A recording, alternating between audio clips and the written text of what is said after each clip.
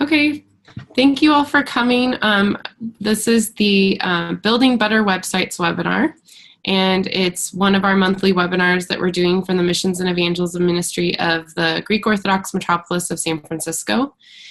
Today we're going to be talking with Nolan Brown, who's a cloud solutions architect with Parish Life Connect. And before we get going, I'm just going to open us with a prayer. This is a very common prayer. Many of you may have it. It's usually entitled the prayer before any task. Lord Jesus Christ, our God, thou hast said, apart from me, we can do nothing. In faith, we embrace thy words, Lord, and we entreat thy goodness. Help us to carry out the work we are about to begin and to bring it to completion. We give glory to the Father and the Son and the Holy Spirit. Amen.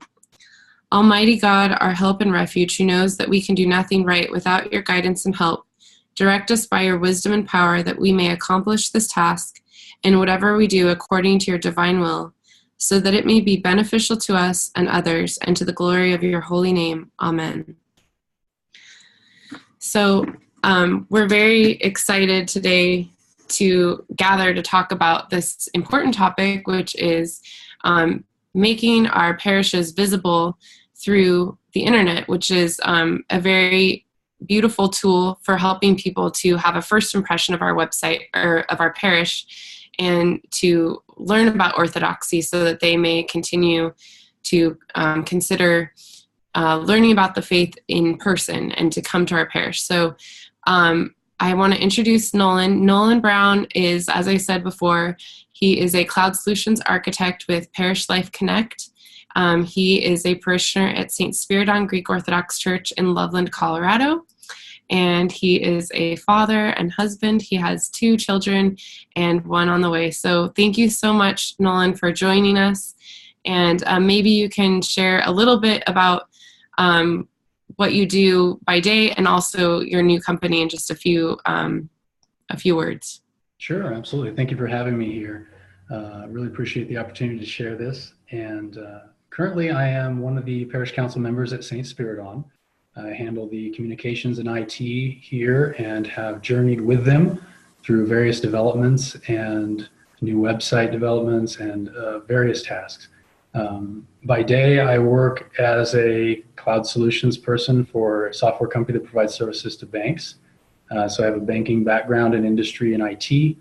And I've started Parish Life Connect primarily for the purpose of seeing Orthodox communities be able to expand into the web presence, as you mentioned earlier, with quality and with an affordable way to do it that is not too cumbersome for the parishes to operate.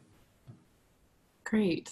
That is so exciting. And there's very few companies so far that are working specifically with Orthodox parishes. So this is a very new field, and it seems like everybody that is trying to do this is also offering something that's slightly different. So it's a place where there's a lot of collaboration and complementary efforts going on, I think.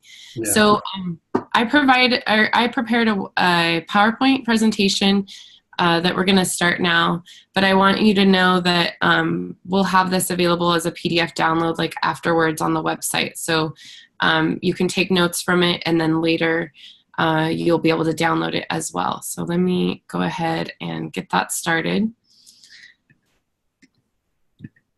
One of the questions that was received in the registration for the webinar was about, whether we should be marketing directly or just sort of living our peaceful, faithful witness. And before we get started, I think this is a good time to answer that question.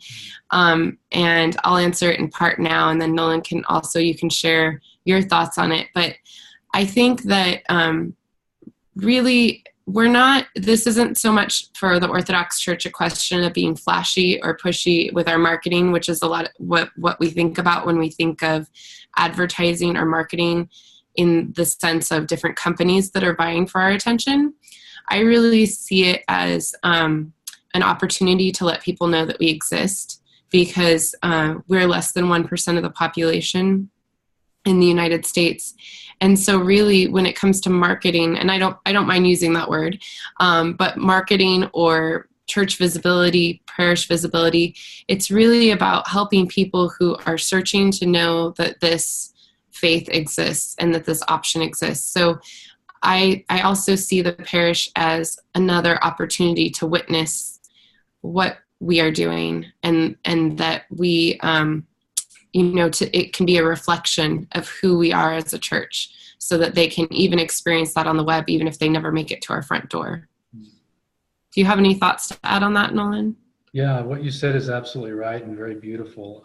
We aren't trying to sell a product or get people excited about a particular movement or on board with some type of consumeristic mentality, but rather exposing the life of the parish and the life of the church to meet that true need that people have who do have ears to hear, who do have eyes to see. And if we can do that and articulate that in such a way that they, like you said, that they know we exist, we go a long way in helping them find the faith. Yeah, great. Okay, so our webinar today is pretty simple, and we have two parts basically. The first part, we're going to talk about why have a website, which we began, talking about just there. And then the second part's going to be talking about how do we make it happen effectively, and perhaps even take our website to the next level. So it's going to be a design and function and integration conversation for the second part. So why have a parish website? So as we spoke about, it's an opportunity for people to know that your parish exists, and it gives a lot of validity to have a website. And the other thing that we've found, I know a priest that did a survey actually of all the people that had visited his parish, and he found that after word of mouth, the second most common way that people learned about the parish was through the parish website. And I like to think of it as pre-hospitality. So definitely in the Hellenic world, philoxenia, or hospitality, is a very important virtue. And I think that's true in every culture. And when we think about somebody coming to our home, we really want to provide for them. But that hospitality often begins before they come, oh no, you don't need to bring anything, or we're having this for a meal, or you'll feel more comfortable if you're ready to take off your shoes, et cetera, et cetera. We help them to know what to expect when they come to our home. And so the website is that opportunity. We don't know who these people are that are surfing the web and possibly coming across our site, thinking about maybe visiting an Orthodox church, but this is our opportunity to give them some hints and clues about what to expect and how they'll be most comfortable. So also, I think that's a very common functionality. Probably the most common functionality of a website is really for the visitor these days. But many websites have also been a place for parishioners to connect, and they have a lot of functionality for current parishioners. So think of your website as having two functions. One is to connect with potential guests, and two is to connect with parishioners. Do you have anything else to add on that? Yeah, absolutely. Our local parish priest, Father Evan Armitage, you've had him on webinars as well, and he's often talking about bringing down barriers or identifying the barriers in a community. And, at the last parish council meeting, he offered a reflection and told us that as Christians, we believe that growth comes from God. And so if we are seeing a lack of growth, or we're seeing less people being involved than we thought should be, we have to ask the question, what barriers exist that may need addressed? Really there's two types of barriers. There's those that we can remove, and then there's those barriers that we need to build a bridge over that we can't really remove. And, I like to think in terms of my marriage, because it's all about relationship. And this is a common theme in the Gospels and in Scripture, is looking at the relationship with the church as a marriage. And, if I see that there are barriers to growth in my marriage, oftentimes those barriers that I need to remove are ones that require repentance on my part. I have to remove perhaps my attitude or something of that nature. Those barriers that require building a bridge are oftentimes rooted in consideration of the other person. And so I think that when you tie in hospitality, you're speaking directly to the notion of considering and being considerate of the other person and where they may be. You know, we can look at the paralytic who needed his friends to carry him to where Christ is. They had to be considerate of the barriers that he had in order to bring him to healing. So likewise, you know, I think a lot of people are looking for an opportunity to be a fly on the wall. And this is especially true of those who've never been in the faith or have never heard of an Orthodox church. That was personally my own experience. I had never heard of the Orthodox church growing up. I went to Bible college. I was a pastor's son. I was all of these things and had never heard of the Orthodox church. And after I'd stumbled upon it, the first thing I wanted to do was be a fly on the wall, to know who am I going to encounter and what is this community all about? And that was really a barrier of fear on my part that the parish could not remove, but they built a bridge. And so at the time, the St. Spiridon website offered the ability to see the people and the life of the parish through photography and through these various media forms. And I would say that what I identified in those, what I saw was normal people participating in something foreign that aligned with the longing in my heart. And that was enough for me to push past those barriers and to use that bridge to give me the security and the confidence I needed to really enter into that vulnerable and terrifying experience of entering a completely foreign context. And that can also apply as well to current parishioners who are perhaps not as engaged, or they feel somewhat isolated, maybe because of their demographic or because of their experiences in life. They don't feel like they can plug in or connect with people within the parish. It's possible that they might find a ministry or an activity or an event on the website that they are then able to build those relationships through. And so I think that the website really is a bridge to overcoming that barrier and or overcoming barriers, and creates really the purpose of why we have one, I think, is like we said at the end here, is to connect with people. We're not about selling an idea or promoting a good. We're about creating relationship and connecting with people. So, yeah, good.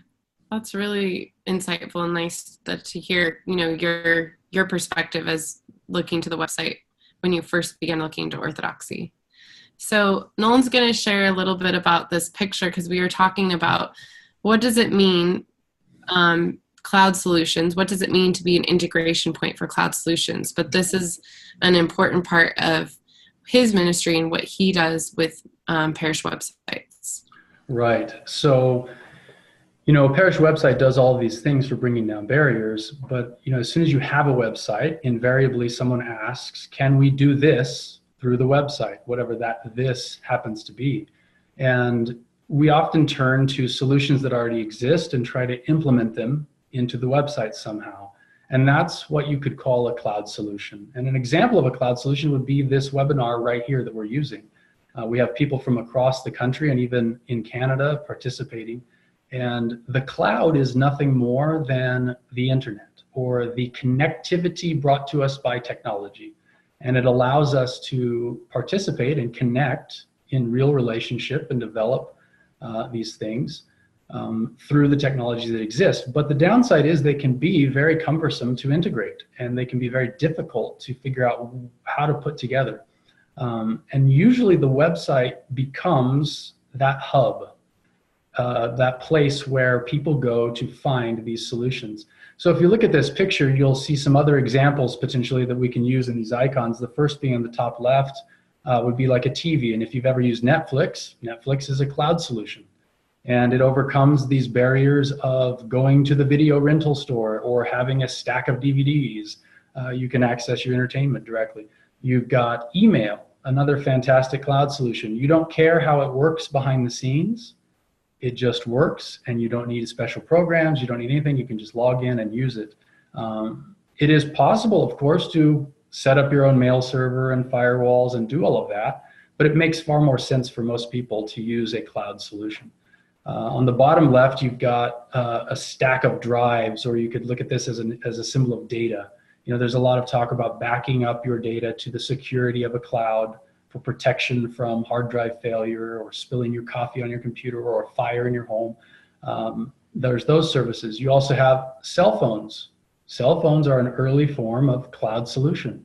We connect to this wireless cloud and we can have conversations, and even now we can do video conferencing over them, or a multitude of mobile apps. So there's all sorts of cloud solutions that a person can access through the website, and giving a parish the ability to access those is a key component, because if they're not integrated well, it can become more trouble than it's worth. And I think we've all experienced a program that has devolved into being more trouble than it's worth at the end of the day. And so it's important to plan and to do these things in a way that makes sense. Great. So yeah, we'll probably have a few more examples of that later when we get to Parish Life Connect. But thank you for explaining that, because I think sometimes these terms have become, very common, but maybe not commonly understood. Yeah. So thank you for those examples. Okay, so these are some common pitfalls that I've seen with parish websites. So first of all, the first one earned the Tamayita frowny face, is not to have a website. Today, it's just very, very important to have a website. All parishes should have one, and pretty much all parishes that I've come across do have one. And today, having a website indicates that you also have a brick and mortar presence. If you don't have a website, and I'm visiting your city and I look and I say, oh, well, it says, that I think there was a St. George parish in the city. And if I look it up online, St. George, and then the name of the city, and I don't find anything, it makes me think, oh, they must have, closed down. Maybe they moved to a different town.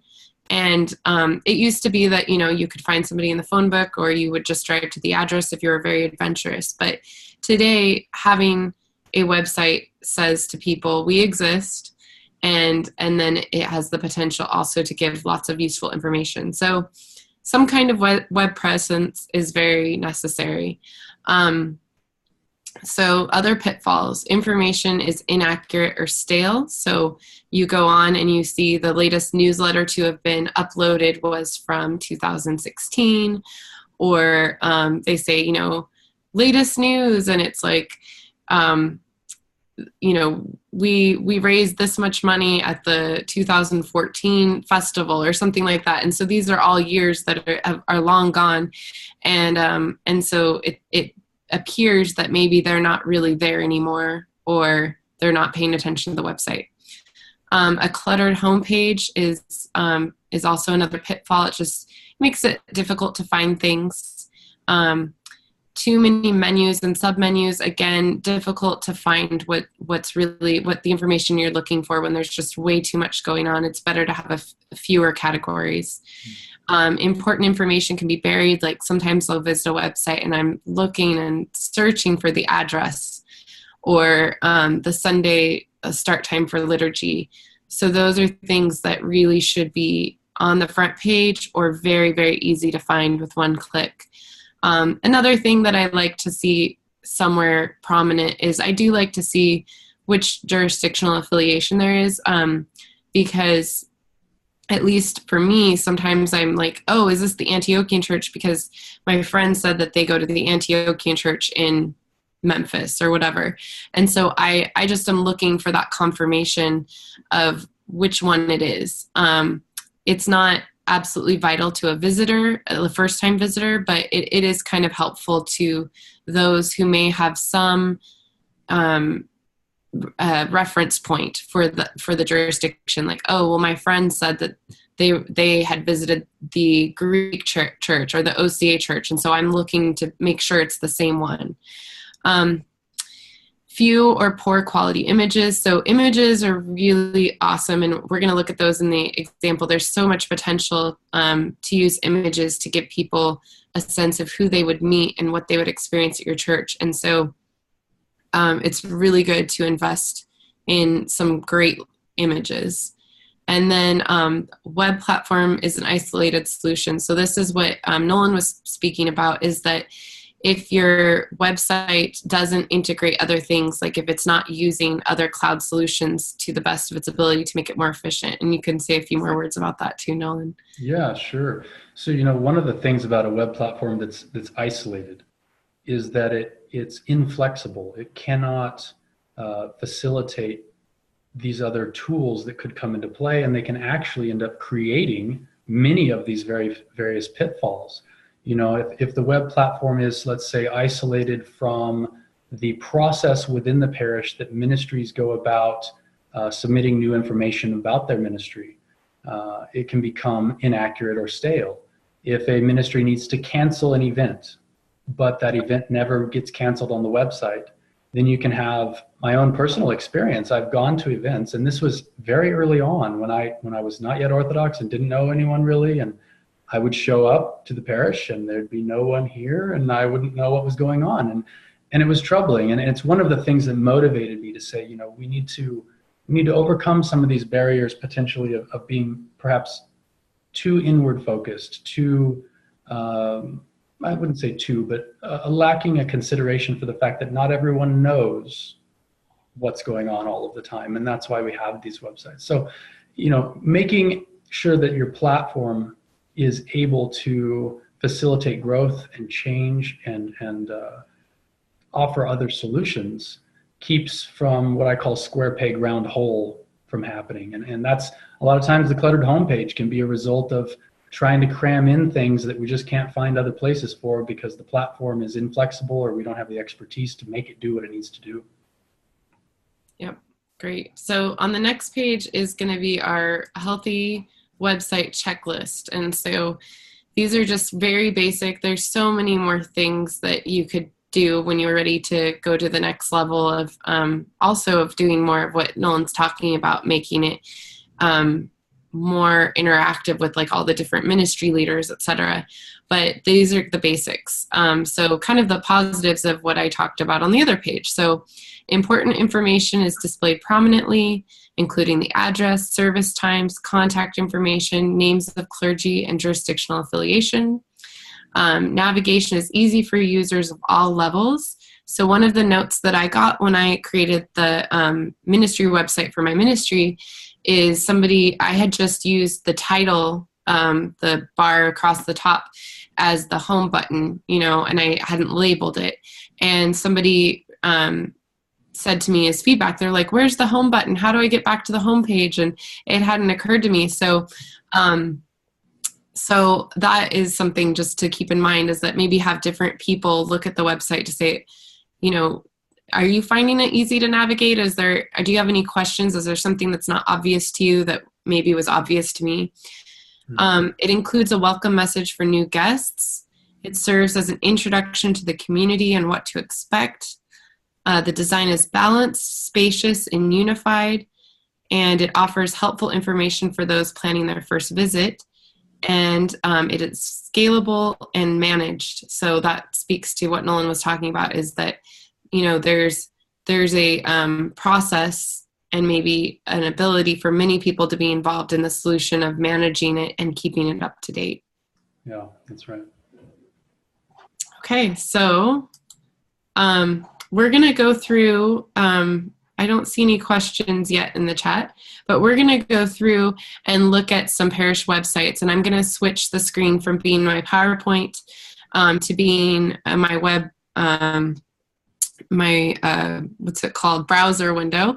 And we'll just be able to scroll through them that way. But I want you to know, when I do PDF the PowerPoint and put it on the website for you to download, that you'll be able to see the home pages of all of these websites are included. So it'll have the web address for each of them. So you don't need to try to scribble them down or anything like that. They'll be available. So these are just websites that over the years I've come into contact with and really, really liked their design or liked a certain element from the website. And then some of them were things that I found more recently, and I thought, that was done in a simple way, but I really like how they use the tools that they have. So if your website isn't on here, don't be sad. We just chose 10 to give examples of various things. So in no particular order. So I'm going to stop sharing this screen and we'll share the web browser screen. So bear with me. Okay. Okay. So moving my windows around here. Okay, so this is the St. Spiridon Greek Orthodox Church in Loveland, Colorado. This is where, I'm going to change the way that this is displayed, sorry. This is where Nolan is a member, and I believe you helped design the website. So I just wanted to share when I chose this before even meeting Nolan. And the reason I like this one is it has such great images right here. You know right away it's a Christian parish, and I like the message right away. Welcome home, a growing community of love. That sounds like something I can get behind and that I'd be interested in. And it's a very clean design with very clear menus above. And then as you scroll down, I like the mission statement that's right here: an Orthodox community where people find transformation in Jesus Christ and their core values of worship, service, community, and education. And then as you scroll down, you see posts and pictures from parish life, and so you kind of get a sense of who these people are. So and then you see the address and the basics of the service schedule on the bottom. So that's the homepage for St. Spiridon's. We'll keep going through these. So Nolan, you share with us about Holy Theophany. Yeah, this is a beautiful parish, and I've actually visited it in person down in Colorado Springs. I love this website. The layout is clean. It's very easy to navigate. It's organized well. I especially like the large icons on the front, and I don't mean iconography, but the icons you can click, services and location. They draw your eye in, and they show very prominently the very important elements of the site. They also use photography very well, again, capturing who is this community and what can I expect if I go there. Great. Okay, the next one is the Greek Orthodox Mission Church of Salem, and this is a parish that I work with a lot in my area in Oregon. And I really love just, again, the simplicity, the space that they didn't feel like they had to fill it all in, and this beautiful image of the resurrection. And then actually, they just received their name. It's going to be Holy Resurrection. So that's why they chose this icon. But I feel like regardless of your parish, it really, again, shows who we are. And then a welcome message here, service times, location, again, and some images to help you understand who the community is. And then these are beautiful because here we have links for listening, reading, and watching. So again, we said people want to be a fly on the wall. They want to learn more about Orthodoxy. And so they'll easily be able to click into other resources that aren't even maintained by the parish, but that they can point people to learn more about the faith. Okay. Okay, so this website's got a very clear navigation bar. It actually uses iconography in a very tasteful way. I'm usually not a big fan of a lot of iconography, but this is well done. And I like how it's presented. It's colorful, and it depicts the life of the parish through the iconography itself. The other thing I love about this parish, if we scroll down further, is the fact that they are posting posts. They're submitting news stories and articles, and it's fresh and it's flowing, and that's necessary for people to return to the website and see what's going on in this community. Great. Okay, and this actually I'd clicked through to another page earlier today. So as you can see here, this is Holy Trinity Greek Orthodox Church, and this is in San Francisco, California. And I had, when I actually loaded this up this morning, I clicked through to see the fire relief thing because that's a very current issue, of course, that's going on in California right now. And I was so impressed that they had been able to respond on the website with giving people ideas about how to help. And this shows their parish facility, what it looks like from the outside. Again, that beautiful welcome home message, which really mirrors what's going on the St. Spiridon site. So they may have discussed their strategies.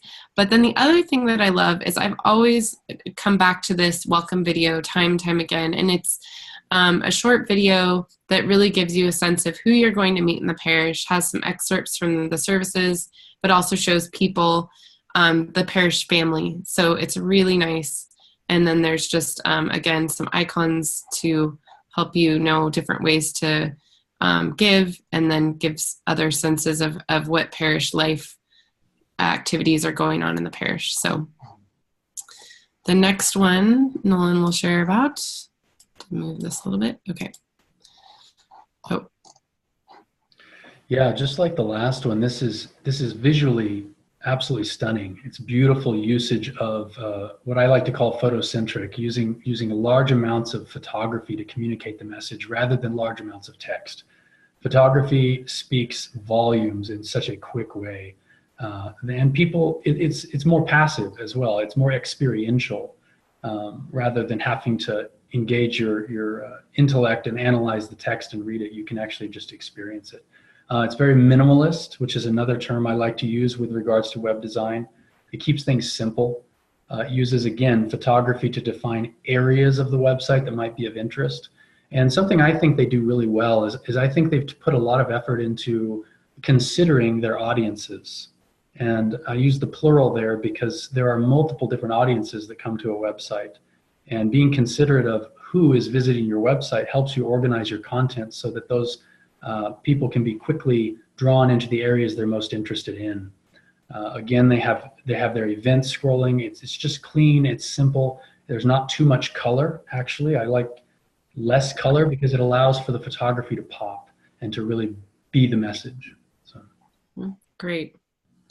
So the next one, Prophet Elias Greek Orthodox Church in Santa Cruz. And I guess I had been looking at some of these in more depth. They had really drawn me in.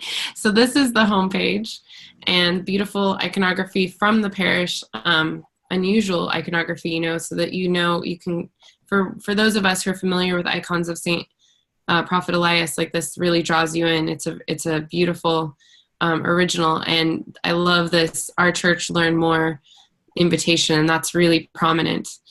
And then welcome message, service schedule. I love this bar right here. First visit, is there a dress code? Can non-Orthodox receive Holy Communion? And parking.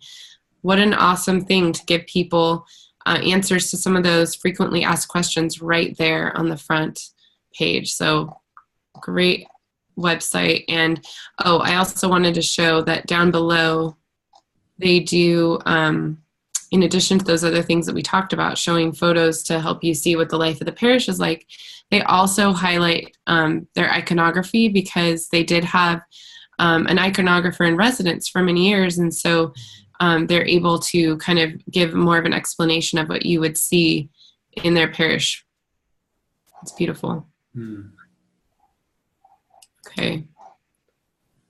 So there you go, Nolan. One thing I love about this website is the fact that, again, it prominently places a photo of the parish on the homepage, which, I don't know if anyone else, when they're going to someplace for the first time, I like to pull up on Google Maps and use Street View to see where it is I'm going and have I arrived at the right address. This is extremely helpful. It also gives an idea of the life of the parish. And the mission statement at the top, which I believe is a mission statement or a motto, it's certainly a community statement. I think that it's very welcoming, and it does that well. Again, services and the prominent information on the right-hand side is fantastic.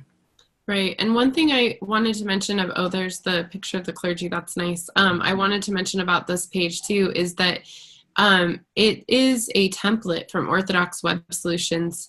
And so I know a lot of the sites that we've looked at so far are custom built or designed or built by a web designer in the parish with a theme that exists. But Orthodox Web Solutions is a company that has some templates available.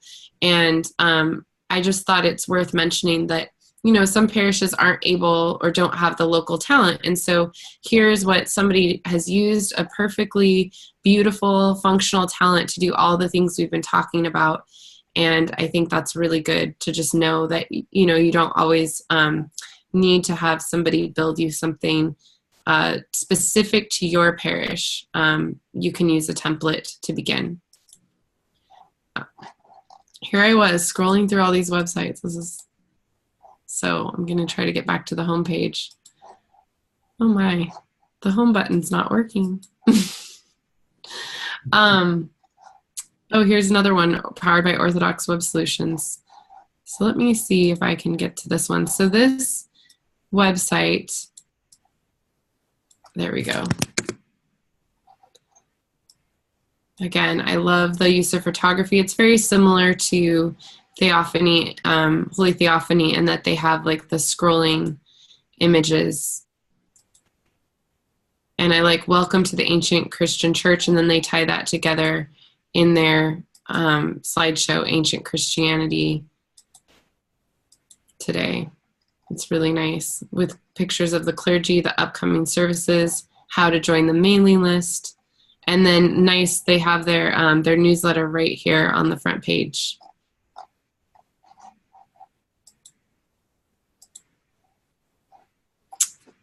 Nolan, you can share with us about this one.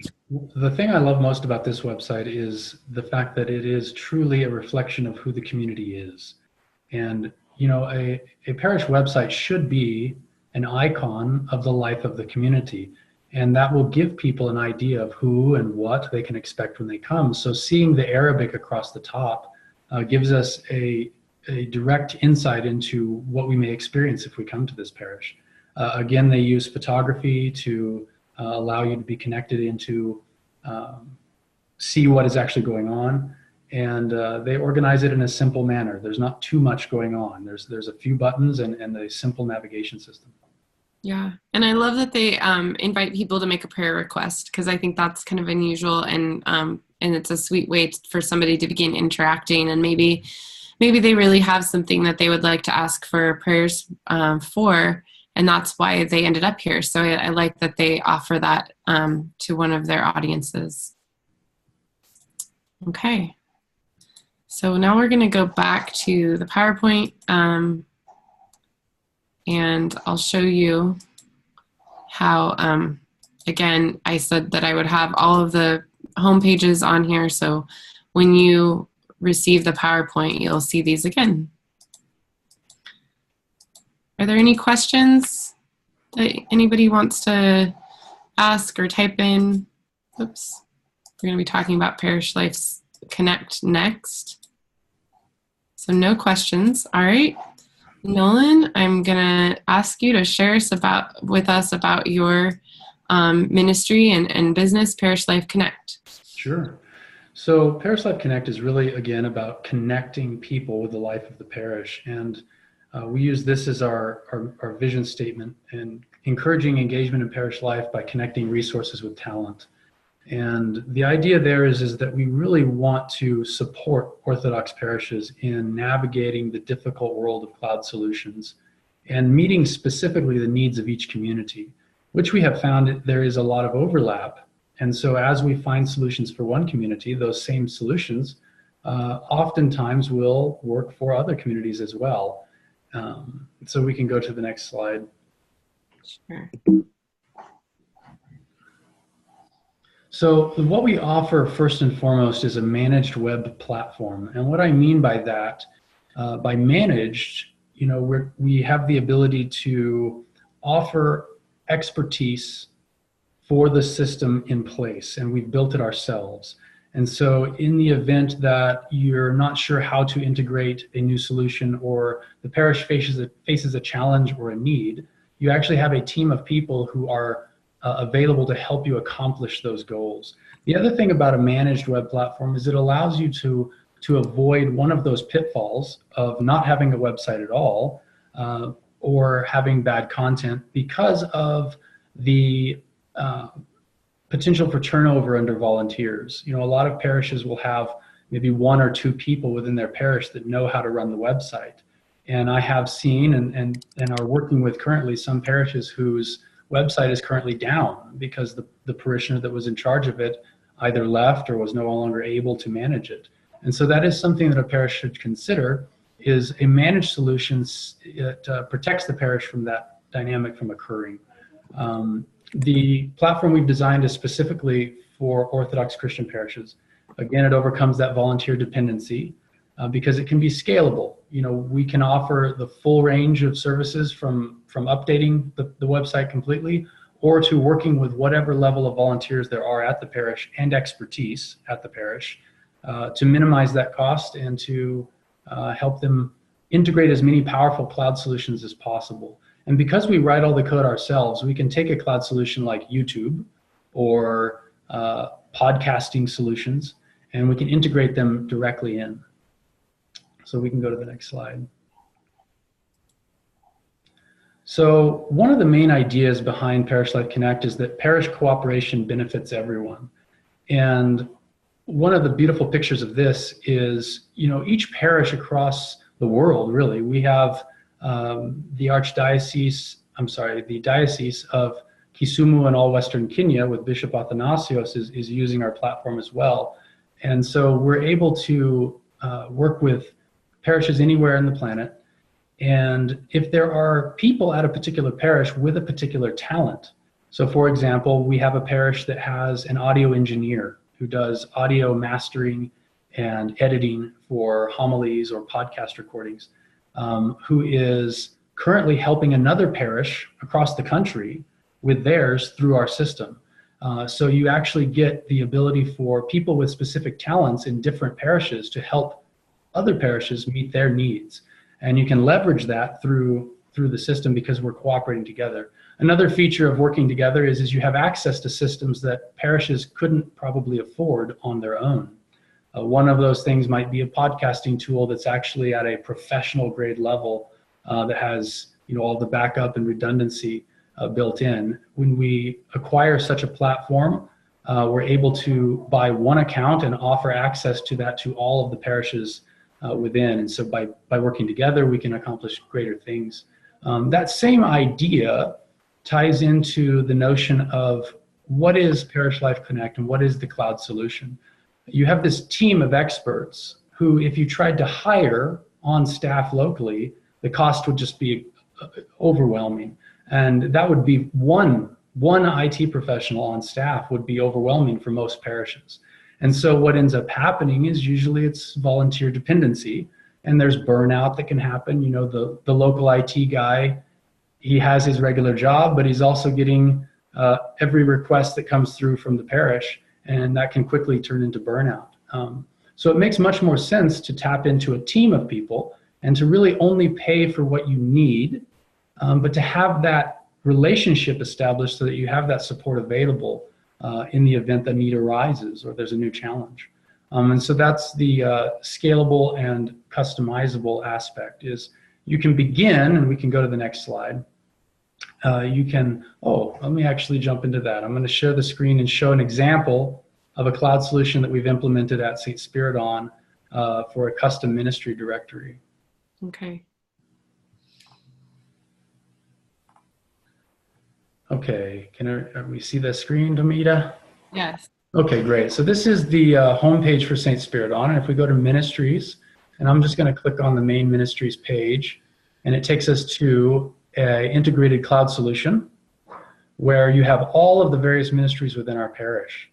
And I'm going to pick on the education area, and I'm going to click on Bible study.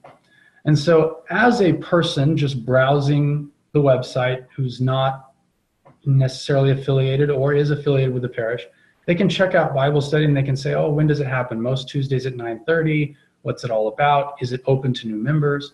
They can click join this group. And by clicking join this group, they simply submit their email, their name, their phone number if they want to. It's optional. And what that does is it automatically feeds the centralized parish database.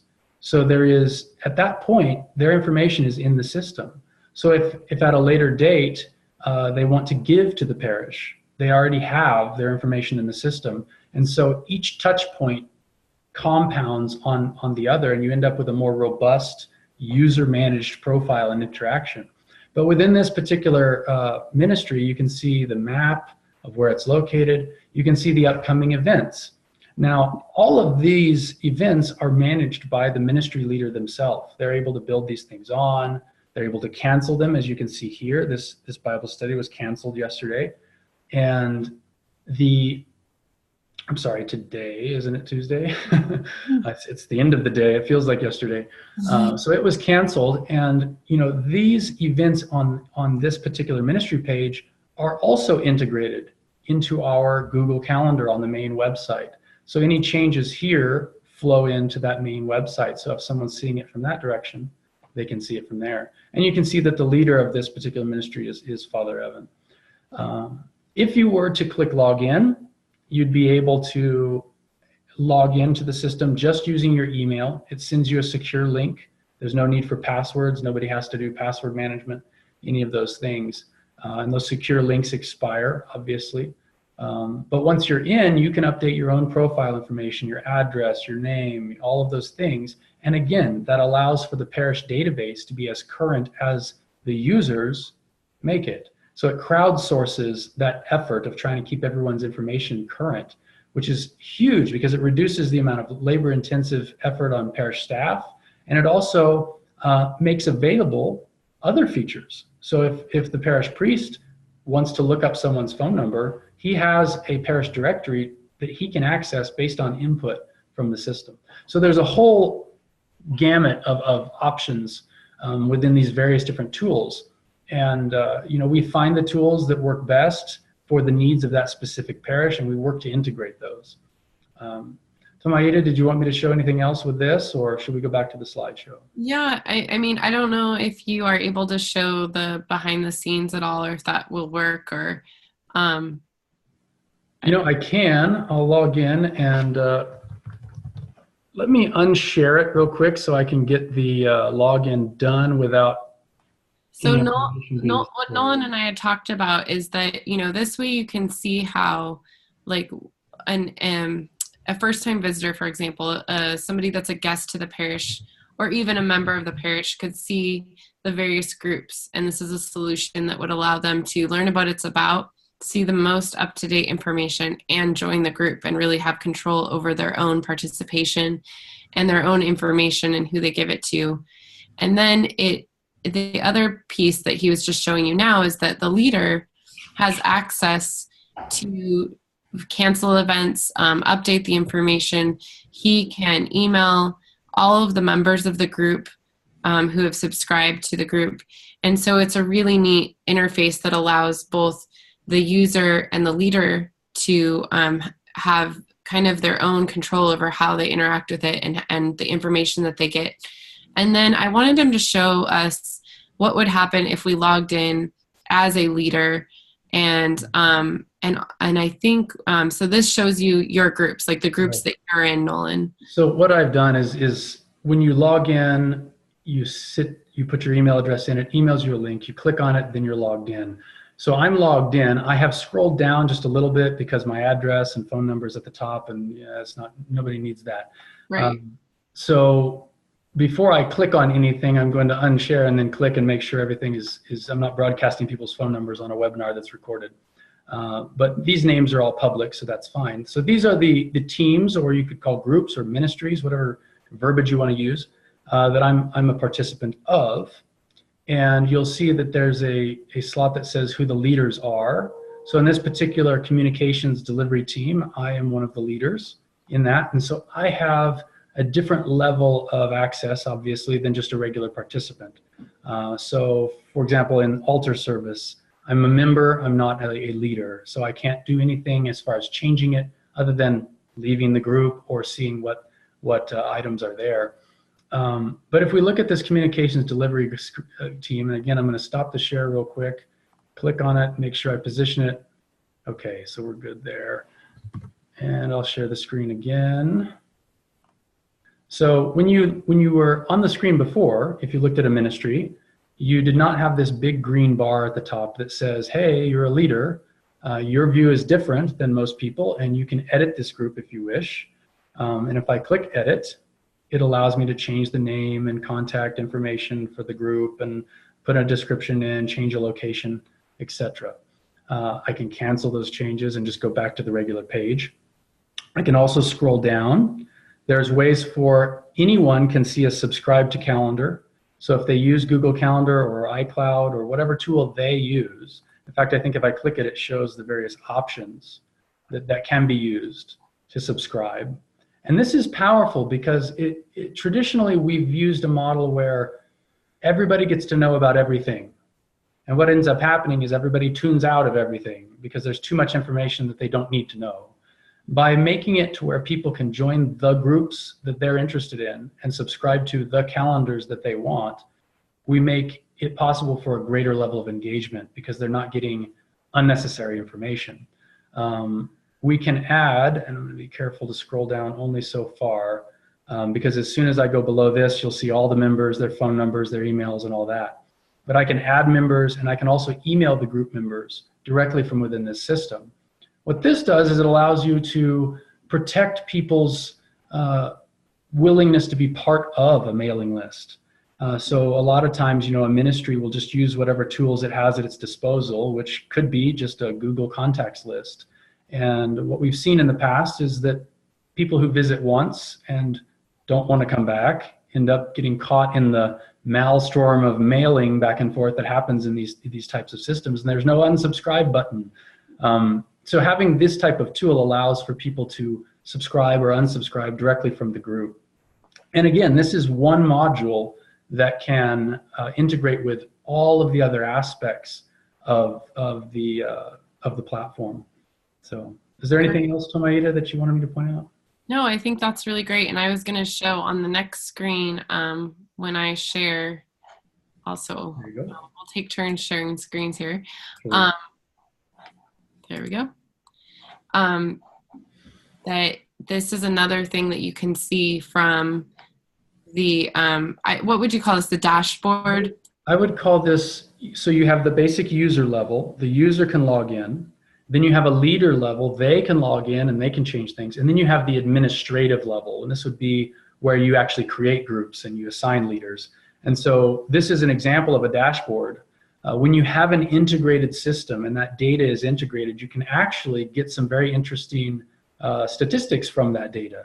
And we just recently at the last parish council meeting approved this system as the official parish management system. So we've got a project to go in and clean up some data, but you can see over here some demographics information. Now it's highly skewed to children at this point because we also have used a check-ins tool that comes through the system where, for church school, you can check in children and you can check out children so that there's a clear transfer of responsibility between the church school worker and the parent. And you're not giving someone's kid to the wrong person. It's a lot of child safety. That tool is also integrated. So as kids are built on and added into households, it all goes into that same database, reducing redundancy and effort. Right. So I know we spent a little bit of time on that. I know we're coming to the end of our hour, and we do have a question that I'm going to ask on behalf of Kimberly, but I just wanted to share that, and I really appreciate, Nolan, that you took the time to share that because I think it's really new to most of us in our parishes. We don't have quite that amount of, I guess, control over ourselves, our use as members of the parish and as leaders in most of our websites. And I think it's very exciting to see what's possible. Right. And some of us are going to really spend most of our time on the front end of this presentation thinking about, okay, I just need to clean up our website and make sure the pertinent information of our location and our Sunday service time is up to date. Yeah. And they're not quite ready for this, but I think it's really important to see what's possible. And I want to cover this last bit about Parish Life Connect specifically before I ask the question. So maybe we can do this quickly. Yeah, absolutely. One of the primary mission of our company is to eliminate every poor quality website that exists for Orthodox parishes. We want every Orthodox parish to at least have a basic quality website. So this is the ministry aspect of what we do. We say we can give you a free website and host that for you and handle all of that for you. To scale up and to offer other services, we would need to talk about the needs of the parish and what that might entail for cost. But we want those components to be available in the future. If someone starts on the wrong foundation, it can be very difficult to add things later, and the cost can become exorbitant. That's one of the major downfalls to a lot of the tools that you see readily available, whether it's Wix or Squarespace or WordPress or any of these tools. They can quickly become expensive when you need to do specialized things on them because it requires specialized expertise. Mm-hmm. So these are some of the components that Nolan has used with the parishes that he's working with. Yeah. And, you know, we just looked at the ministry directory with the email database integration, but some of these other things are pieces that he's been working on with other parishes. So that is awesome. Great amount of detail for us to think about. And I hope that helps some of the people on the webinar to kind of visualize and understand what we're talking about and what is possible with your parish website. You can take it to the next level. So I'm going to go ahead, and we had a great question that I know it's come up a lot in the last several years with people using iPads and phones more to access things. Kimberly asks, what do you need to consider when selecting a layout that works well on a desktop or a mobile device? Yeah, I think the number one thing, and this is becoming an industry standard, is design for mobile first and then desktop. And if you go that direction, you'll find it's far easier because what you end up with is a website that is very slick and works well on a mobile. And when you look at it on a desktop, it's minimalist and it's simple and it's not overly loaded with information. As far as, and you know, the traffic, the reason you do that is because the traffic nowadays is primarily through mobile devices. Right, good. So, and I think a lot of, you know, I know that Parish Life Connect will definitely be focused on a mobile design. You know, if they help you with their website, your website, or I know that most of the website platforms and templates are set up for that. And that's something that you need to look for sure. But many of them have a focus on helping you have a website that's very accessible on mobile devices and looks good on mobile devices. The next question is, do you have any thoughts about using a listserv for communications? By list server, I'm assuming these are email lists or databases of lists. That's the reference in which I'm familiar with them, or the context in which I'm familiar with them. Yeah. So they're very useful. The key question there is do they integrate with the rest of the systems? And if they do, fantastic. And what does it take to manage those? You know, this particular system that we're looking at in demonstration, it maintains its own list in the background, but it also has integration capabilities with a tool like MailChimp that offers far greater statistical analysis and click openings and campaigns and all of those things. But it gives you that mailing list component so that you don't have to constantly export, import, and try to figure out, you know, which one has the right email address, which one doesn't. So yeah, you absolutely can use list servers. Yeah, I think listservs are really helpful as your parish grows. I've recommended them to people because there are some of the smaller parishes. There was one person that was sending out emails from their own address. And then as they grew, I said, you might want to consider getting a MailChimp account, which is free, I think up to like 2,000 addresses or something like that. Is that about right? Yeah. Yeah, I was saying more than enough on that. Yeah. Yeah, that's more than enough for most of our parishes. Yeah. And I think it's really important because that becomes the professional address of the parish. And so it's not one person who's kind of putting themselves out there. And also if something happens to them, you know, who's going to write to say that, like, she's writing out all these emails, so-and-so needs meals because they are in the hospital. And then if she's in the hospital, there's no one to ask for meals. So it's really important to kind of have that listserv and have several people sharing the responsibility, or, you know, as Nolan has showed us, that each ministry can be in charge of its own list. And so that's another way to do it. Right. Any more questions? We're at 7:00, so Pacific time, that is. And, we can go ahead and close the webinar here, but if you have any other questions, we'd love to spend a couple minutes to answer them.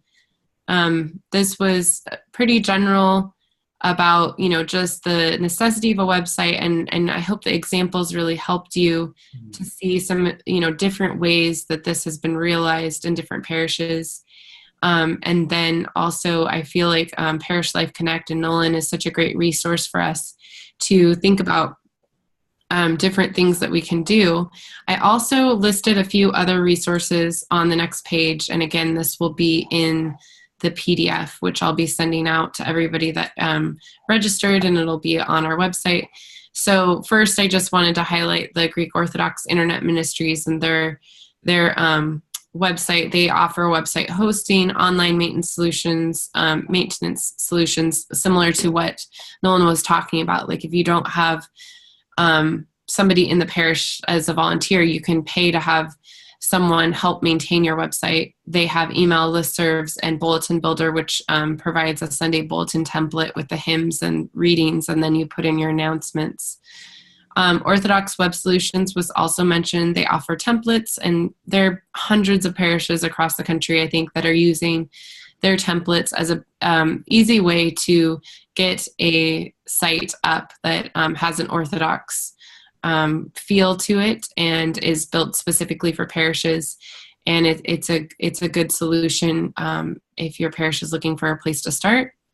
And then I came upon Orthodox 360, which is a really interesting website. I don't know if you've had any experience with them, Nolan. Have you? I've looked into them, and it looks like a wonderful cloud solution that you can acquire. I want to look into it more.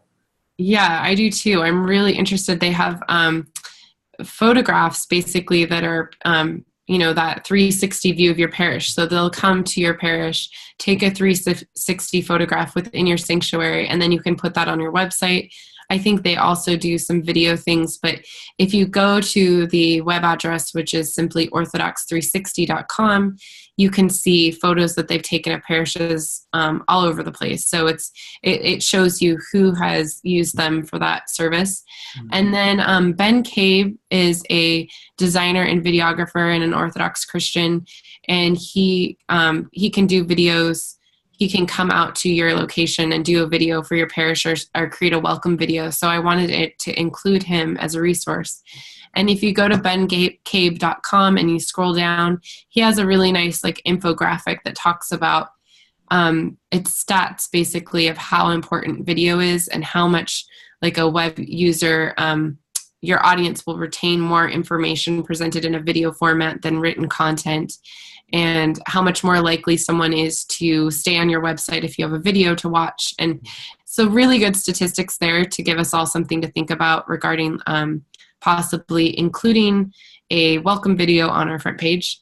And then there is just a collection of articles and tips on the Antiochian Archdiocese site that I thought were really helpful and comprehensive.